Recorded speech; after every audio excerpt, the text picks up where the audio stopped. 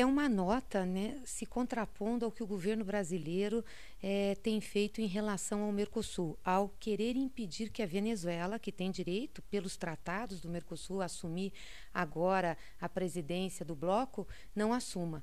Nós não concordamos com isso. Achamos que o governo brasileiro está com uma posição sectária e ideológica.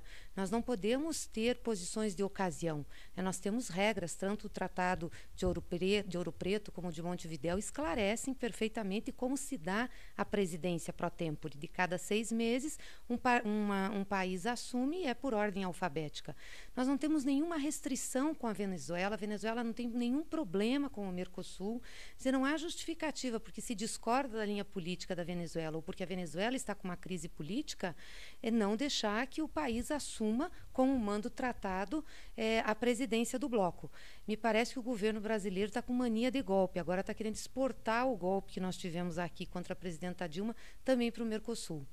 Esse governo interino quer acabar com o Mercosul, porque quer tirar a tarifa comum, acha que o Mercosul é um empecilho para negociar com outros países, mas esquece de ver o resultado disso para o Brasil. Veja, antes do Mercosul, nós exportávamos para os países do bloco em torno de 5 bilhões de reais. Hoje está mais de 30 bilhões, já chegamos a 35, 36 bilhões no auge, em razão da crise da Argentina, da crise da Venezuela, isso caiu. Mas o país é superavitário, ou seja, exporta mais do que importa. E o que é importante é que 92% são produtos manufaturados, ou seja, ajuda a indústria brasileira. Então é de uma idiotice sem tamanho atacar o Mercosul e de uma idiotice sem tamanho também querer privar a Venezuela de exercer o seu direito como presidente do bloco. Nós vamos tentar. O governo brasileiro tem se articulado muito com o governo argentino, tem tentado levar também o governo uruguaio. Nós estamos conversando com parlamentares uruguaios, né, no âmbito do Parlasul, que é onde nós atuamos, também com alguns parlamentares argentinos, venezuelanos, para que a gente impeça isso. A nossa proposta é uma declaração do Pleno do Parlasul, agora no dia 12, que acontecerá em Montevidéu, uma declaração reafirmando o reconhecimento, reafirmando o respeito aos tratados e ao direito da Venezuela assumir. Não há nada que obste a Venezuela assumir, a não ser um posicionamento político do Brasil e da Argentina, o que é muito ruim porque isso vai gerar instabilidade no bloco. Podemos até respeitar a posição da Argentina, a gente discorda imensamente dela, mas aqui na questão do Brasil é muito pior, né? Porque essa proposta do Mercosul ela está sendo, digamos assim, chancelada nas urnas brasileiras desde que o presidente Lula foi eleito. O Lula foi eleito, reeleito, a presidente Dilma foi eleita, reeleita, com essa proposta de integração do Sul, né? Dos países do Sul. Se nós não tivermos alinhados, integrados regionalmente, como que nós vamos negociar com os países maiores, com o bloco europeu, por exemplo, que negocia conosco em bloco? E até agora não conseguimos ainda fechar um acordo comercial com eles. Com os próprios americanos, com a China. Quer dizer, se nós nos dividirmos até pelo tamanho dos outros países que compõem o Mercosul, com certeza eles vão ficar muito mais sem ter condições de se defender e ter um acordo comercial melhor. Então, é fundamental que a gente tenha essa unidade, essa união.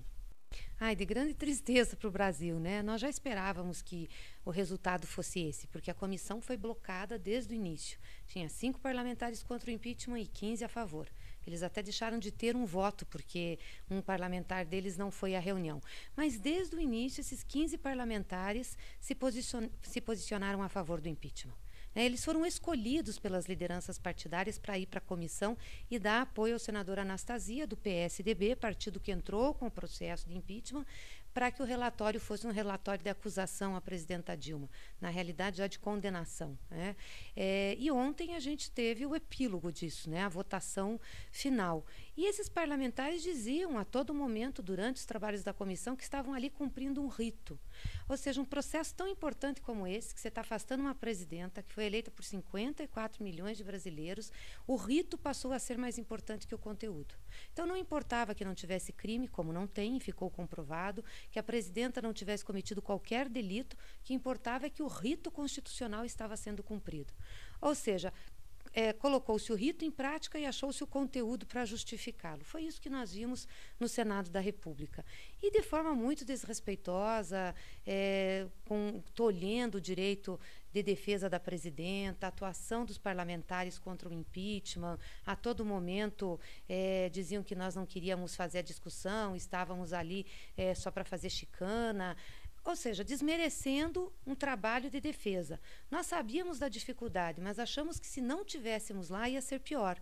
O fato de termos participado da comissão do impeachment possibilitou que a gente esclarecesse algumas coisas, inclusive para a população. Quando começou o processo, 61% das pessoas, pela pesquisa Ipsos, aprovava o impeachment. Agora, 48% aprovam. Ou seja, as pessoas foram entendendo o que estava em jogo. Se a gente tivesse um pouco mais de tempo para explicar, para explorar, por exemplo, a decisão do Ministério Público, que disse que não tem crime de pedalada, que o atraso no pagamento dos bancos públicos por parte do governo não foi operação de crédito, quer dizer, nós teríamos com certeza convencido mais gente. Nós vamos fazer isso agora no plenário. Espero que a gente consiga. Nós vamos ter na terça-feira a primeira sessão plenária, que é destinada à pronúncia. A pronúncia é como assim, se o plenário se manifestasse sobre o recebimento do relatório do senador Anastasia. Então, reconhece o relatório, recebe para proceder o julgamento. É uma sessão que vai durar bastante tempo, porque os senadores têm direito a falar, podemos fazer questão de ordem, destaques. Já é o presidente do Supremo Tribunal Federal que vai coordenar, e é por maioria simples. Então, também a gente tem grande possibilidade de não vencer aí o pessoal que quer o impeachment. Mas eu acho que isso também é uma etapa que a gente pode utilizar aí para conversar com o conjunto do Senado, focando o julgamento que vai ser no final de agosto.